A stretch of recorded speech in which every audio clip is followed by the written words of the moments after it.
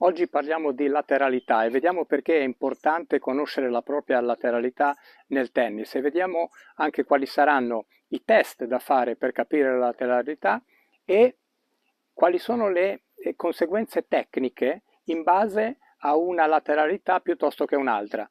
Quasi tutto quello che sto per dirvi è tratto dalle pubblicazioni di Paul Dorochenko, che è un fisioterapista che ha collaborato con Federer in passato e con molti altri giocatori a livello mondiale.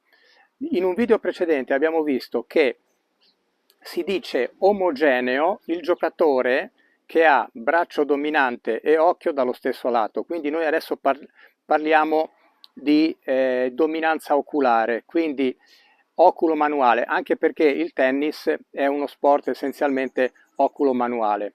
Quindi abbiamo visto che se io ho, ad esempio, io personalmente sono così, braccio dominante sinistro e occhio dominante sinistro, vuol dire che sono omogeneo, si dice che sono omogeneo. Se invece io ho braccio dominante sinistro e occhio dominante destro, sono crociato.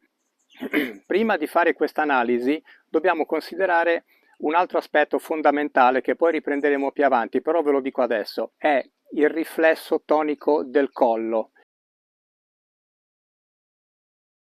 Il riflesso tonico del collo provoca un effetto sul corpo in base a dove guardo, cioè se io guardo verso sinistra, la parte del corpo, del mio corpo sinistro, avrà un'ipertonicità, mentre la parte destra avrà un'ipotonicità. Quindi se io guardo dalla parte destra del corpo, la mia parte destra del corpo, diciamo, verrà attivata e invece si rilasserà la mia parte sinistra. Vi faccio un esempio.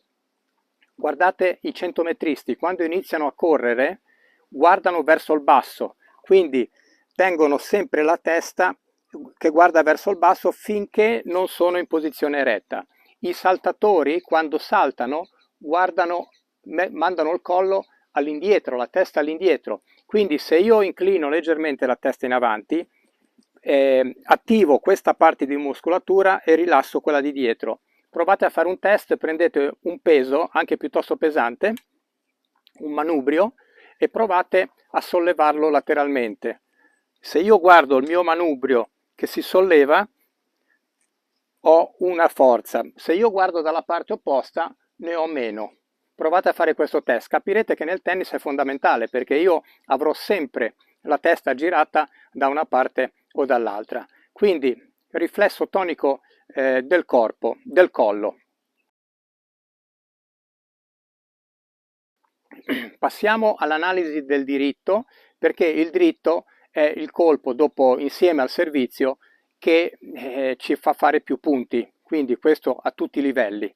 Allora, se io ho un braccio dominante sinistro e un occhio dominante destro, è la condizione migliore per giocare bene il dritto.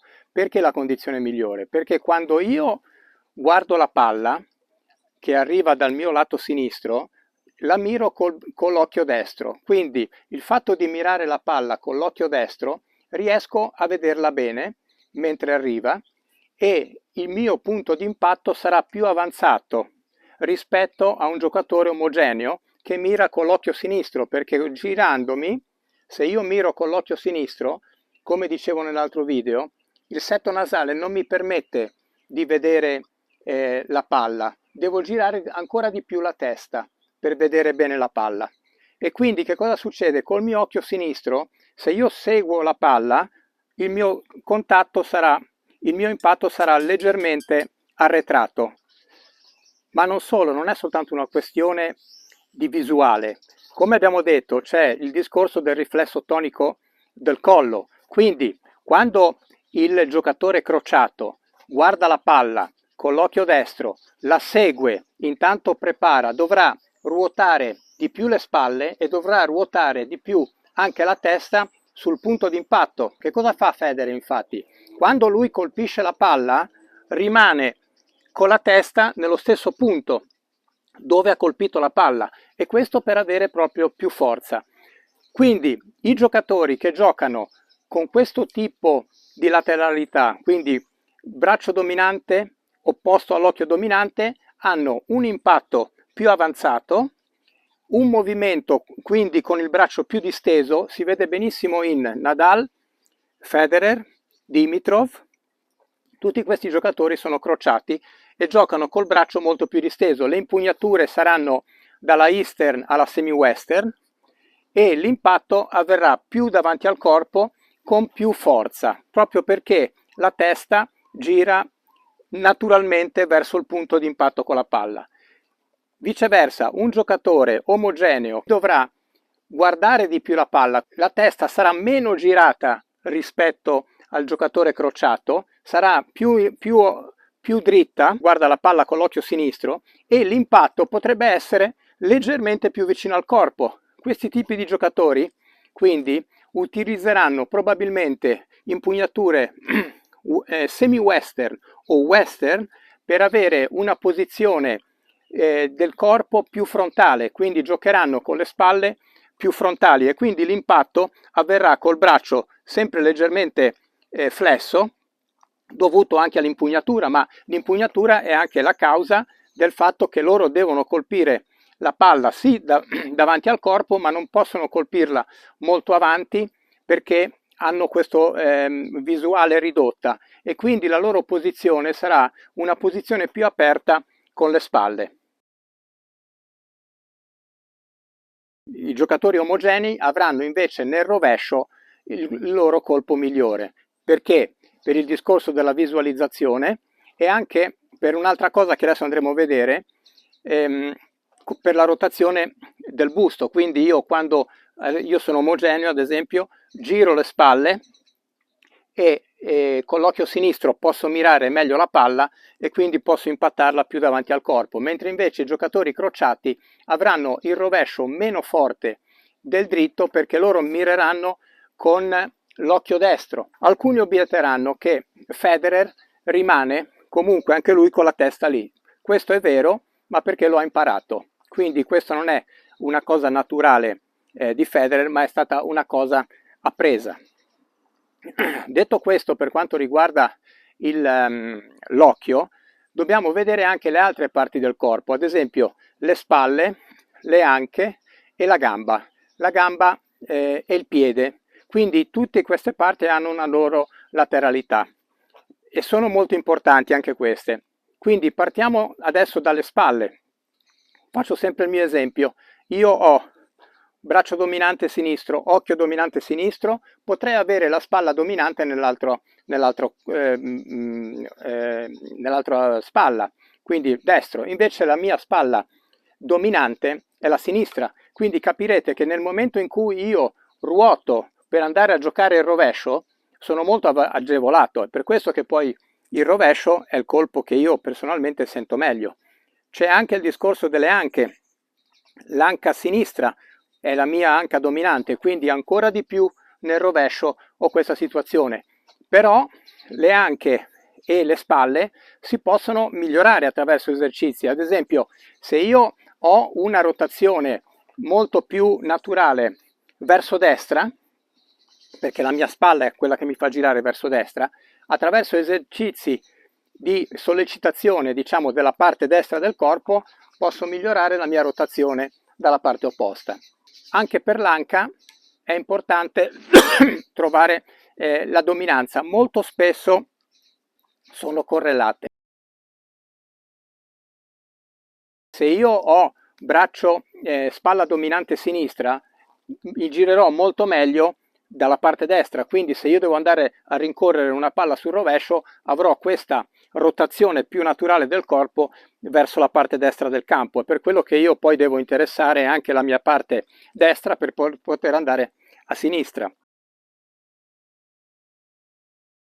Per quanto riguarda gli accorgimenti tecnici, il giocatore crociato nel dritto non ci sono grosse cose da fare perché è il suo colpo naturale. Il giocatore omogeneo nel dritto cosa dovrà fare?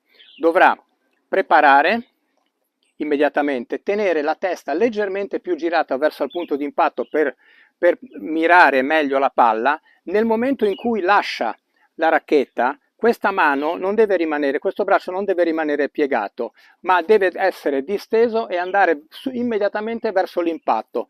Se io utilizzo di più questa parte del corpo insieme a questa, diciamo che le due braccia simmetriche lavorano e questo braccio avrà più forza quando vado a colpire, piuttosto che rimanere col braccio così. Quindi questo e l'impatto chiaramente cerco di colpire avanti utilizzando magari una posizione delle gambe semi open o open stance. Per quanto riguarda il rovescio del crociato, quindi il colpo meno naturale, l'impatto potrebbe avvenire leggermente dietro al corpo e quindi in questo caso anche qui la cosa migliore è sempre quella di tenere la testa girata di più girata verso il punto di impatto, con l'occhio dominante che guarda in avanti. Consideriamo una cosa: quando c'è un colpo forte, anche se tecnicamente non è pulito, ma se il giocatore sente questo colpo non si cambia. Se invece c'è una predisposizione naturale, ad esempio se io sono crociato e gioco male il dritto, lì devo intervenire, perché la mia fisicità, il mio modo naturale di giocare agevola il dritto, quindi se io commetto degli errori da quella parte lì devo intervenire. Vediamo che cosa succede invece con la gamba dinamica. Allora abbiamo una gamba di forza e una gamba dinamica. Di solito quasi tutte le persone hanno una gamba dinamica destra, quindi c'è un'altissima percentuale di gambe dinamiche destre. In questo caso la gamba dinamica è importante nei colpi perché, capirete, io sono destro, facciamo finta, adesso mi metto la racchetta nella mano destra, se ho la gamba dinamica destra riesco a spingere molto di più e a trasferire meglio il peso del corpo in avanti quando vado a colpire la palla. Sapere qual è la gamba dinamica è molto importante anche nel servizio e vedremo dopo perché. Molto spesso la gamba dinamica coincide con il piede dominante. Per l'occhio ci sono vari test. Io posso mettere il dito davanti, traguardare un oggetto, quindi sovrapporre con gli occhi aperti dito a un oggetto in lontananza, chiudo prima un occhio e poi l'altro, con un occhio aperto il dito risulterà sovrapposto esattamente a quello che sto mirando, con l'altro occhio aperto sarà completamente spostato. Oppure lo posso fare, stessa cosa, con un foglio di carta, con il buco, quindi braccia tese, miro con tutti e due gli occhi dentro al buco, prendo un oggetto di riferimento, chiudo un occhio poi l'altro, l'oggetto rimarrà nel centro del buco con un occhio, sarà completamente non visibile con l'altro. Per quanto riguarda la dominanza delle spalle, devo cercare di avere un piccolo trucco. Mi metto con le braccia lungo il muro, nel momento in cui una persona dietro di me mi dà un comando veloce tipo prendi una palla prima che rimbalzi, mi giro. Dalla parte dalla quale mi giro vuol dire che la spalla opposta è quella dominante, cioè se io mi giro di qua verso destra vuol dire che la mia spalla dominante è la sinistra, perché mi fa girare. Chiaramente devo far sì che non siano i fianchi a girare, allora mi metterò leggermente obliquo, in modo tale che saranno soltanto le spalle a farmi girare. Per la dominanza delle anche parto con le mani sui fianchi, braccia sui fianchi, perché qua devo evitare invece che siano le spalle a farmi girare. Quindi braccia sui fianchi, faccio un 360 e atterro esattamente nello stesso punto. Quindi vado verso l'alto, salto e faccio un 360. Allora, dalla parte dalla quale salto, quindi se io salto e giro verso destra, la mia anca dominante sarà la sinistra. Se invece giro dall'altra parte, la mia anca dominante sarà la destra. Per quanto riguarda la gamba dominante, che è molto importante nei colpi a rimbalzo sicuramente, ma soprattutto nel servizio, mi metto lateralmente a un ipotetico asta, un ipotetico ostacolo da saltare, e se io salto con la gamba destra verso l'alto, vuol dire che la mia gamba dinamica è la destra. Se invece mi metto così e salto con la gamba sinistra verso l'alto, vuol dire che la mia gamba dinamica è la sinistra. Allora, nel servizio qual è lo stratagemma per capire se si serve con i piedi separati o con i piedi uniti? Se io ho mancino, gamba dinamica destra, quando carico il colpo, la gamba che poi alla fine esploderà sarà la mia destra, quindi la sinistra può benissimo rimanere dietro, perché il mio baricentro sarà il mio motore principale che mi fa salire sarà sotto al baricentro, perché sarò qua. Ecco, se invece la mia gamba dinamica è la sinistra, quando io faccio questo movimento devo per forza giuntare le gambe, perché altrimenti la mia gamba che spinge rimane fuori dal baricentro del corpo e non mi fa saltare in alto. Quindi se io ho gamba dinamica, mancino, gamba dinamica destra, posizione aperta delle gambe. Se sono sinistro, gamba dinamica sinistra, avvicino i piedi e poi salto. Nel servizio, come vedete, la rotazione delle anche e delle spalle è ancora più fondamentale, perché interviene molto di più questo movimento qua, sia delle spalle che delle anche. Quindi è bene sapere qual è la nostra lateralità.